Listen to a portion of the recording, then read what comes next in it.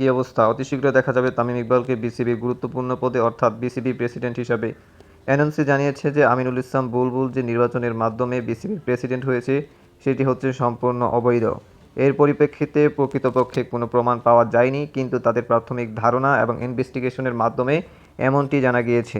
তারা দাবি করছে যে আমিনুল ইসলাম বুলবুল যে নির্বাচনের মাধ্যমে বিসিবির প্রেসিডেন্ট হয়েছে সেটি ছিল সম্পূর্ণ একপাক্ষিক, অর্থাৎ অনৈতিকভাবে নির্বাচিত হয়েছেন। যার কারণে তামিম ইকবাল এবং ১৪টা ক্লাব দাবি দাওয়া জানিয়েছিল যাতে করে আমিনুল ইসলাম বুলবুল কীভাবে বিসিবির প্রেসিডেন্ট হলেন সেটি যেন ভালো মতো পর্যবেক্ষণ করে তাদের কাছে পেশ করা হয়। সে প্রাথমিক পর্যায়ের মধ্যে আমিনুল ইসলাম বুলবুল ধরা খেয়ে গেলেন। রীতিমতো আমিনুল ইসলাম বুলবুলকে চাপে রাখছেন এনএমসি। তবে কি দেখা যাবে আমিনুল ইসলাম বুলবুলকে আর বিসিবি প্রেসিডেন্ট হিসাবে না? অবশ্যই তামিম ফ্যানরা চাচ্ছে যাতে করে তামিম ইকবাল বিসিবির এই গুরুত্বপূর্ণ পদের মধ্যে দেখা যায়। আপনি কি একজন ক্রিকেট ফ্যান হিসাবে তামিম ইকবালকে বিসিবির এই গুরুত্বপূর্ণ পদের মধ্যে দেখতে চান?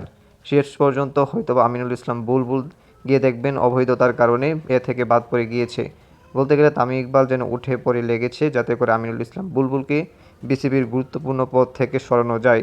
যেমনটি আমরা বারবার দেখে আসছি, তামিম ইকবাল যখন থেকে নির্বাচন শুরু হয়েছে তখন থেকে যেন এক প্রকার আমিনুল ইসলাম বুলবুলকে সেখান থেকে হটানোর জন্য বিভিন্ন ধরনের কারচুপি করছে। বলতে গেলে অ্যাজ এ ক্রিকেট ফ্যান হিসাবে আমি বলতেই পারি আমিনুল ইসলাম বুলবুল যতগুলো পদক্ষেপ নিয়েছে তাকে অবশ্যই কেউ না কেউ বাধা দিয়েছে বারবার। যার কারণে ক্রিকেটকে তিনি আরও সমৃদ্ধ করতে পারছেন না।